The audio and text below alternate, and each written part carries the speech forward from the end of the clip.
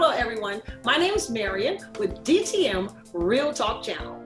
It's the channel that you can tune into, have the ability to listen to the thoughts of others about topics all over the world that touch every one of our lives. Everybody goes through basically the same thing. There is nothing new under the sun. So if you're going through, someone else has already been there. Maybe you can find hope. Maybe it's a pathway that can set you on the right road just by tuning in. So DTM Real Talk, just keeping it real. And if you like it, like us at the bottom, subscribe, and let us know just how we helped you. Just keeping it real. Nothing but love.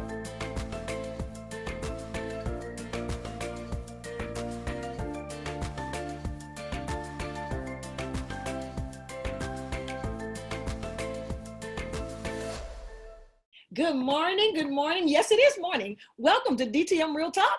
And today, guys, this week, we got Dwayne back. Dwayne is, he shared with us last week how that his self-esteem was down because of being teased by family and friends and so-called friends and people everywhere, and how he didn't know how to express that, and how that led to him not really knowing who he was or anything. So today, this week, he has agreed to come back and tell us what happened after that. How did he find out who he was? How is he today? How did he get there? Take it away, Dwayne. Say hello to the folks out there. It's your time. How you doing? Glad to be back. Glad to be back. Yeah. So what happened? Well, after high school, I started working. Okay. And I went to college part-time. Okay. So after graduating out of high school, it was like, okay, now it's a whole new world out there now. Yes. And one of the things I liked about New York education school system is that they prepare you for both the college life and the working life. Okay. You know, and that's one of the things I liked about. So I went immediately to the working life because I wanted to have my own place. I wanted to do, my own thing. Mm-hmm. And went to college. I studied business administration, and I didn't quite finish, but that's another story there later on. You'll have to come back. But the thing is that after high school, I just wanted to explore. I had wanted to go on the job market. I had wanted to what it knows like to be in the clubs, what it's like to be in the nightlife, that type of thing. Mm-hmm. And I was really into the clubbing stage. Like right after high school, like about 4 weeks, about 2 months later, after leaving high school, I was that's a club life. That was me. Yeah. If there was a party, you was there. I was there. I think we all experienced that, Dwayne. Okay, go ahead. In New York, they had Club Demararas, they had Club Bentleys, they had different clubs that you just went. And the thing about it, I had looked older than my age. Okay. Now I was 18 going in clubs that you had to be 23 and older. Wow. Or 21 and older. Wow. But I looked older. They didn't ask my ID. So being kind of not really buffed, but big for my age. So it's like, hey, I was able to get in those clubs. That worked to your advantage. Yes. And that was my thing. Friday night, Saturday night. If let's say it was a holiday weekend on a Monday, the club we opened that Sunday night, I was there. Right. That was my thing, the clubbing life. And my biggest thing though, when I turned 21, I had my birthday party at a club in New York, and oh my gosh. And the way how I had it, if you heard about it, you was invited. Okay. And it was packed. I had all of my friends, my family there, stuff like that. It was great, And the DJ shout out my name and everything. You couldn't tell me nothing. So at this party, how were you feeling about your self-esteem at this point? At this point, at 21, it was starting, my esteem starting to turn a bit, because it's like, being the club scene, I was able to get loose on the dance floor. Okay, and that was one of So, your strong points. So you were able right, to be accepted by the right, people. Am I not correct? exactly. Yes. So going to the club, you meet different people there. You meet some good people, some bad people. That's But okay. I was never a smoker. I never liked to smoke, Right, but I was a drinker. right. You know, you give me a Heineken, you give me a section of beach drink, you give me a Okay. slow gin fizz. That was me. I like the fruit punch drinks, Long Island iced teas. You name the drink, it was in front of me. Okay. And I'm the type of person, I don't like to leave my drinks on a table. Uh-huh. I gotta then hit the dance floor, you know. And at the time when you start meeting different people, and a couple of people from my high school who I was cool with, Uh-huh. but they started working with me at my job, and we started to hang, and we became friends. Mm-hmm. And when we became friends, we got to know each other better. I still was not really trusting to tell them, you know, my story, my Sure. background, but they told me how they felt about me. And I said, "Well, you was quiet, you know, you was cool and everything. But you was quiet. You seem kind of mysterious. You seem this." Yeah. And at the time, they told me I took as a badge of honor. I don't want you to know who I was, you know, Right. Yeah. Yeah. because I had so much things going on in me, Yes. you know. So we started hanging out. We became friends. We became brothers, you know, and it was a beautiful thing. And I have met this young lady, Mm-hmm. you know, and so that kind of helped as well. She had a couple of issues going on in her life, Mm-hmm. and even though we didn't really break down each other's testimony when we first met, but we did pick up on each other like, okay, he must have been a loner growing up. Brown. I was Yeah. loner growing up because it's like we just clicked so well, Yeah. Yeah. you know. And we started dating. It was beautiful in the beginning. Okay. Because you had common ground. That's why. Right. But Nothing more. but things starting to happen. Like Yeah. I said, remember, like I said last week, I told you towards the end of the show, I didn't know who I was. Right. I had an idea. Uh-huh. And even at that age, at 21, Mm. the idea started to feel a bit better, but still, I didn't know who I was. Okay. And I still felt there was something missing in my life. Okay.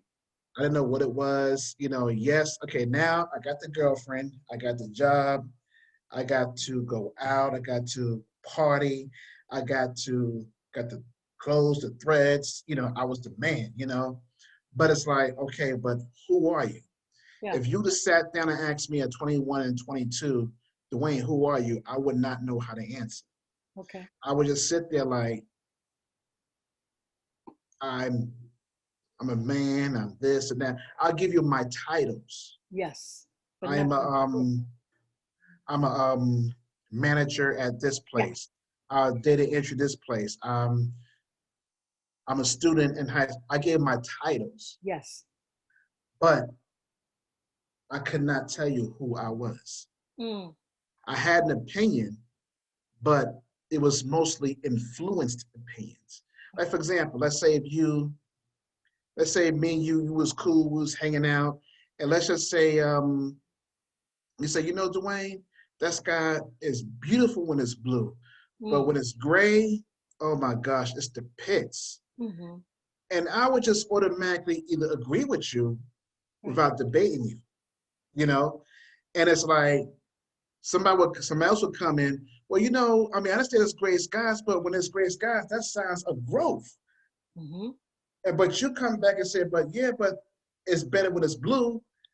And y'all be like, what do you think, Dwayne? And I'm like, it's nice either way, you know? So that's how it was. Yeah. I did not have my own opinion, Yeah. you know, and let's just say I want to get a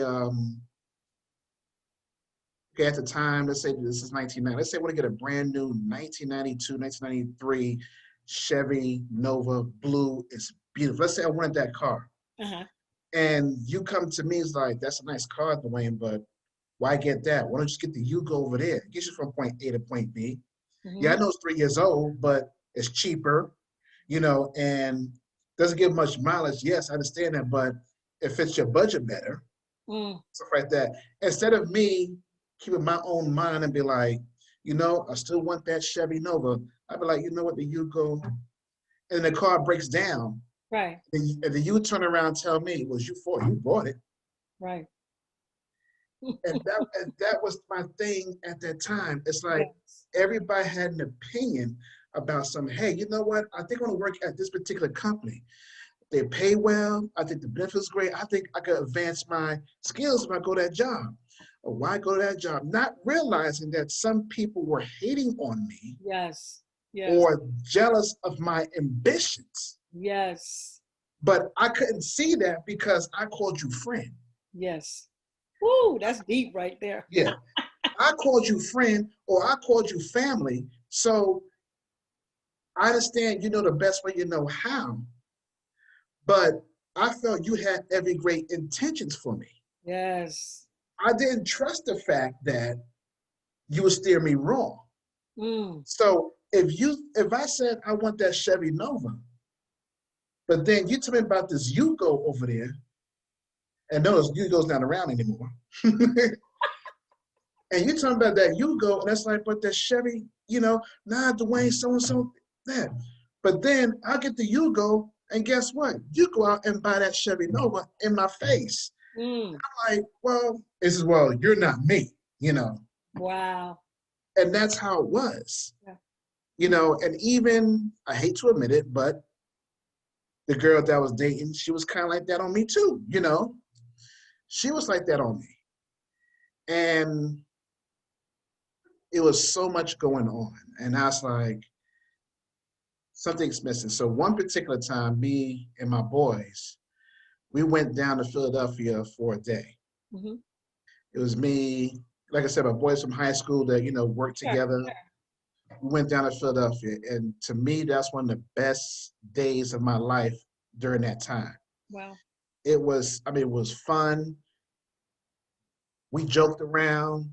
I felt like myself. And I found out, okay, this is what I like. Road trips. Okay, I found out I like road trips. Also found out I like to go to sporting events. You're discovering you. Exactly. Like, yeah.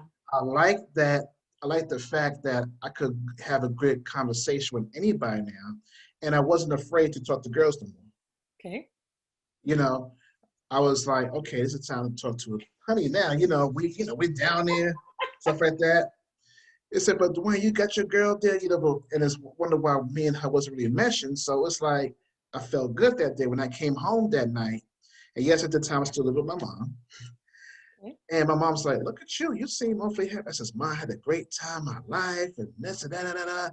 It was great.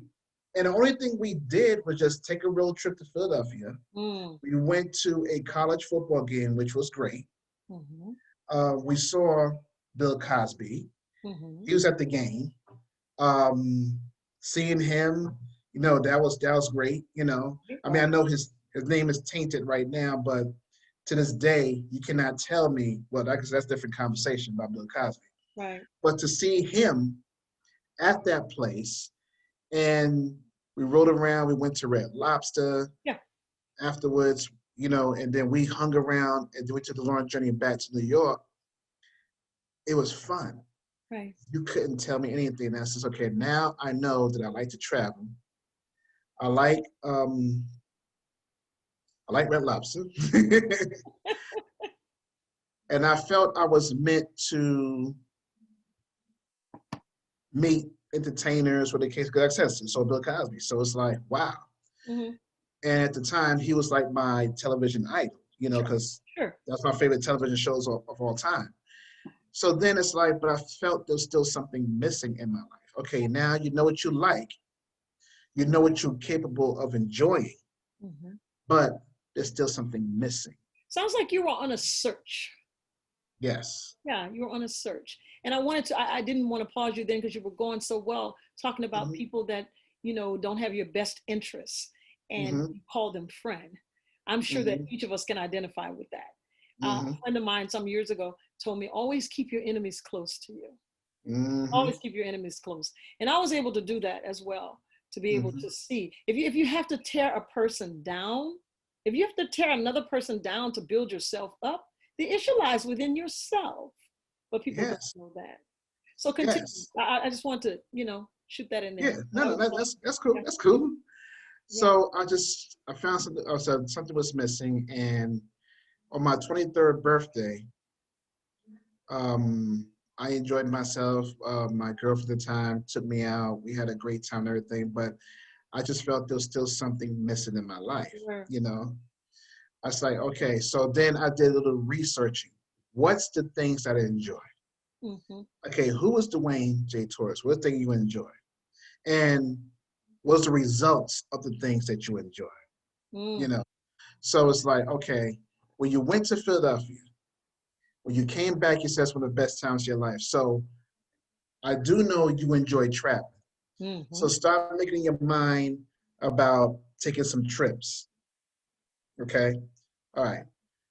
What's another thing you like to do? You love sporting events. Okay. So who's your favorite team? New York Yankees. Okay.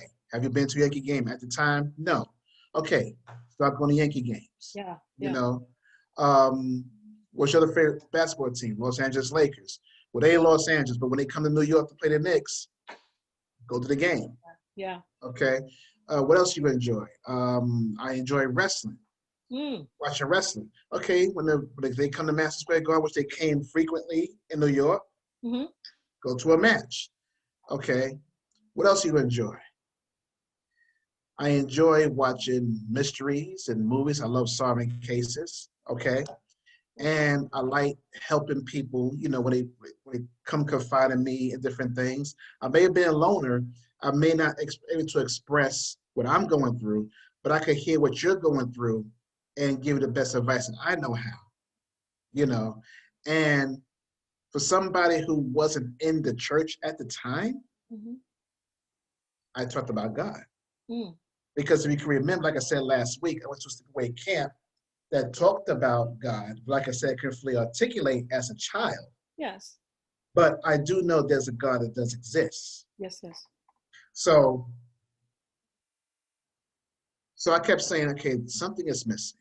Now, I had regret to one of the jobs, the job I worked at high school, one of the ladies there had invited me to a church a couple of times where they had where they have a church function, like choir anniversary or pastor's anniversary, or a particular famous preacher would come by the church to come see, or they have a men's day, whatever. So I decided to go to her particular church this Sunday, and this is in January of 1994. And I felt like the preacher was talking to me directly. Now I know almost every Christian has that experience, where they feel like the sermon was directed to them. Yes. But at that particular day, I felt like it was just me and the pastor in the room. Now the church is full. Wow. But I just felt it was just me and the pastor in the room. Wow. And what he was talking about. And at one point he was like, somebody in here feel there's something missing in your life. Wow. Won't you come? God wants to hear from you. And I remember sitting there struggling because my other hang up with churches is that preachers was money hungry. Right.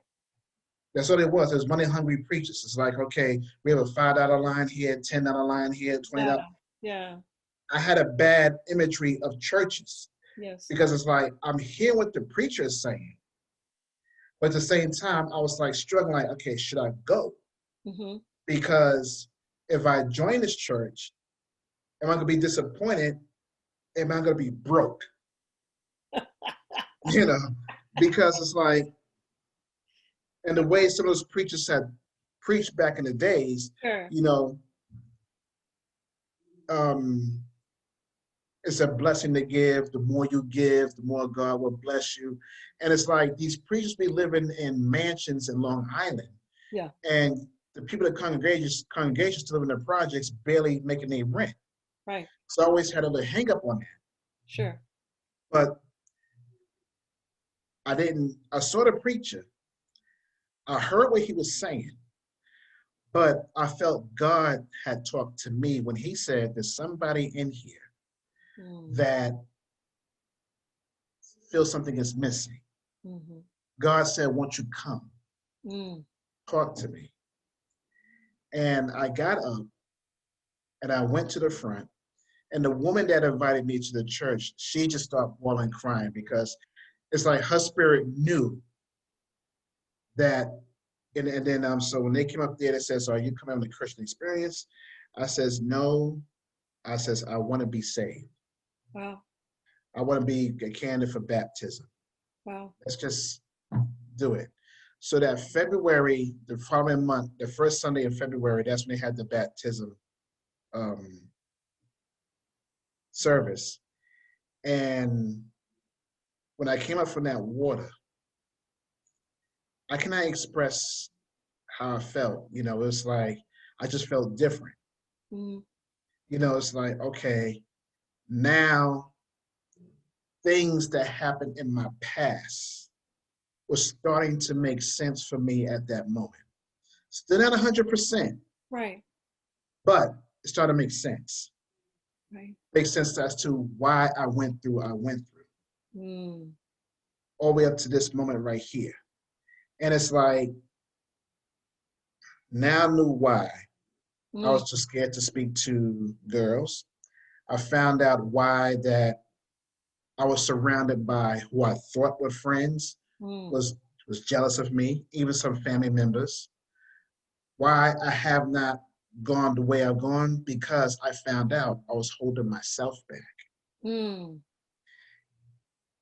Like I said, my mom didn't know. Right. Family didn't know. Wow. About everything I was going through. And when I look into it, I found out, Dwayne, most of that stuff, you hold yourself back. So then after I got saved, then the girl I was talking to, she became pregnant with my son. And of course, I feared, because, you know, the church, I was a baby in the church. Oh, you know, God's not like that. You saying so. So now I got the church chastising me. But the woman that invited me to the church, she sat me down. She says, let me tell you something. I understand what everybody's saying to you. But guess what? God already forgiven you. I said, you really? He said, yes. He said, that child's no mistake. Now, God is like the sin of fornication, but he loves you. Wow. And she became pregnant because he trusts you enough to raise his child. And I was like, God trusts me? She was like, yes. She says, I understand what everybody's telling you. Yes, but God still loves you. That's why going forward, ever since that conversation that I had with her, when people tell me, God must be punishing me, God says, no. God loves you. Wow. He don't love the sin that you perform. But guess what? He's not a man. He's not going to look at you how we look at you. I said, we make emphasis on big sin, little sin. I said, let me tell you something. If this person's a homosexual and I decide to go out and have an extramarital affair, the same sin. Nothing's greater. Sin is sin, same thing. You know, nothing's greater. But the world makes it a bigger sin because more people are accepting the affair than the homosexuality. And that's what the big problem. I tell people in a second, I said, no, let me tell you something. God loves the homosexual, but he doesn't love the homosexuality. Right. He loves you. He don't love the sin. And if you have and this is why I feel like things is missing in the church. So many churches talk about prosperity rather than relationship. Wow.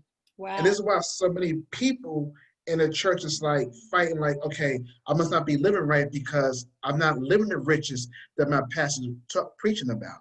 Wow. You know, I brought that car and I believe God for that car, But now I have a car note that I'm falling behind on because I believe that's what I'm supposed to have. Mm. They don't preach enough about relationship. That's right. When you start talking about relationship, and this is what helped me start having a relationship with God, is that I realize now, first of all, it's not about me at all. He created me. It's not about me, it's about him. He loves me. Right. He may not like the sin that I do. And right. yes, you do go to sin, but guess what? The main thing God wants, if you want to please God, trust him, have faith, but the main thing, talk to him. Wow. And there's too many preachers out there that go out there, well, yeah, well, God, did not preach your word, did not preach this, did not lay hands, and I get rid of demons. And Jesus like, yeah, you did all that, but who are you? Wow. And this is why I feel more churches should preach more about relation. I agree. Than prosperity. I agree. Because what the word says, seek ye first the kingdom of God and all his righteousness, then what? All these things be added unto you. Yes. So you have to have relationship. And when you have the relationship, you may find out that the riches that you desire may not even what you really want. When you find out who you are in him. Yes, yes. So throughout the years, since February 1994, since I've been saved, I could strongly say, now, yes, of course, I didn't have it beginning, of course. But the years, having that relationship with God, I realized it's not about me. Wow. And yes, I would love the riches that the preachers preach about. I would love that. Who wouldn't? But the Bible also says, do not lay your treasures here on earth. Lay your treasure up in heaven. Right. The Bible talks about that. So it's like, and Jesus even tell you, I have many mansions for you. If it were not so, I wouldn't have told you. Mm. So this is a thing that when I start finding out about myself, ever since I had that relationship with God, I found out, like I said, I'm sorry to sound repetitive, that it's not about me. It's fine. It's about God. Right. I know what I like now. And I have my own opinions. I know I've been married for 18 years. May will make 19 years. 19 years of marriage, you know. I have family. I have 5 children. My youngest is going to be 18 next year, you know. Yeah. And when I had my first son with a previous relationship, I wasn't scared no more. Mm. Because now I'm living not only for me, I'm living for him. Amen. And when I got married, it wasn't about me and him no more. It was about all of us. Mm. Wow. So when I realized, hey, listen, you're a blessing for somebody. Wow. That's when I realized, hey, who you were. I'm going to have that low self-esteem no more. Why? Yeah. Now, yes, we all go through the depression state. We all go through something. And this life is not easy. Yes. You know, if a bill doesn't get paid, you're supposed to, or you get an eviction notice, or if you're getting, you know, car repossessed, things of that nature, you know, those things happen. And yes, you do tend to be like, Dak, I failed, whatever. But if you remember who God is and who you are in God, wow, that stuff don't even matter no more. Wow. If it comes, to God be the glory. Wow. If it doesn't, was it for me in the first place? You know? Thank you, Dwayne. Thank you. So to the people out there, seems like you found out who you were when you found Jesus. Yes. Yes. I like that definitely vouch for that. Yeah, exactly. I like that when you said you were sitting there in the church and the preacher was talking and the church was full, mm-hmm. and you felt like the preacher was talking to you. Yes. Why do I feel like that all the time? When I go to church? Because yes. I go looking for a word. Yes. I go expecting. The beautiful thing about God, for the people out there, he uses what he will, when he will, how he will, whenever he will. Exactly. He can use the preacher. He can use your daddy, your mother, a stranger.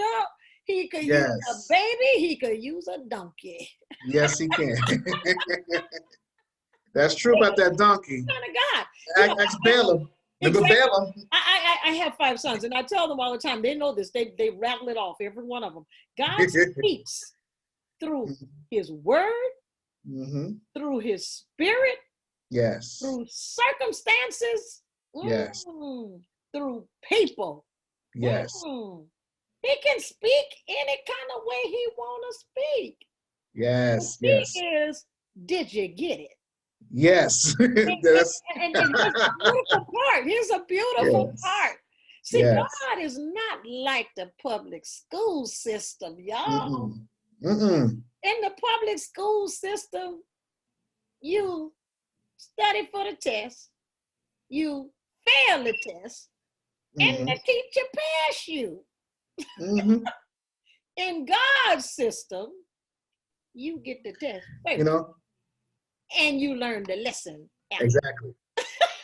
And not only learn the lesson after, it's an open book test. Hey, it's an open book test. I like it. I like it. It's an open book test. Oh my God.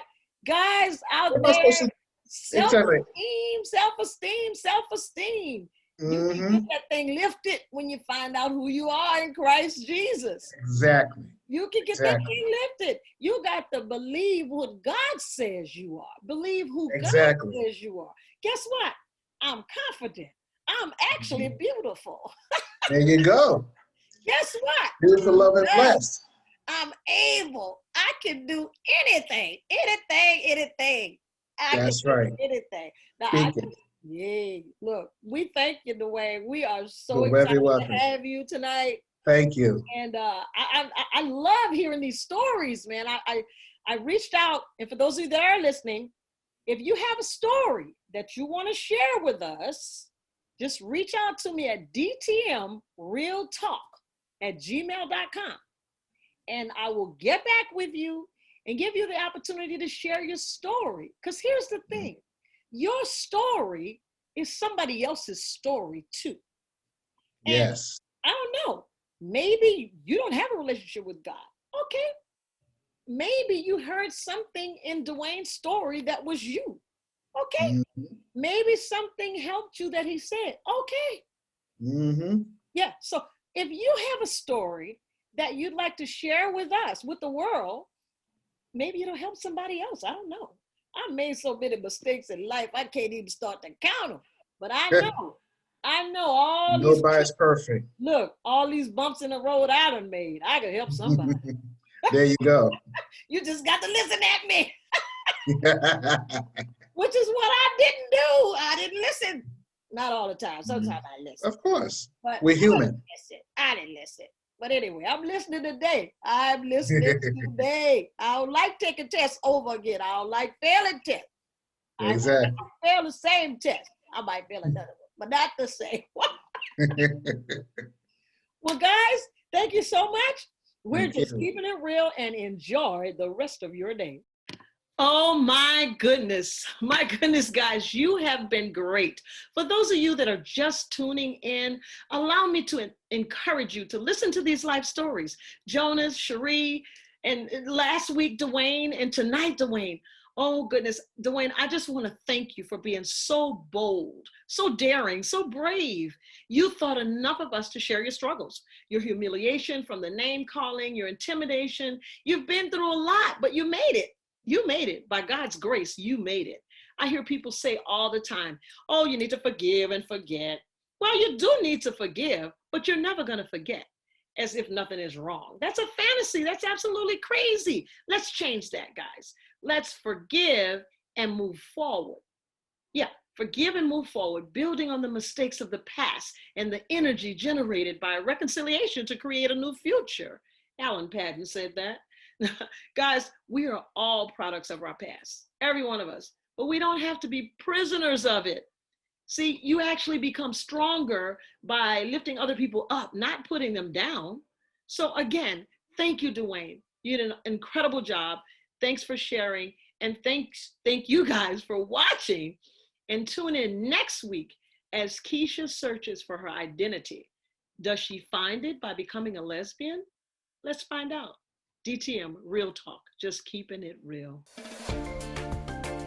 Thanks for watching DTM Real Talk. Be sure to join us for more conversation. And oh yeah, don't forget to hit that like button, share, and subscribe while you're there.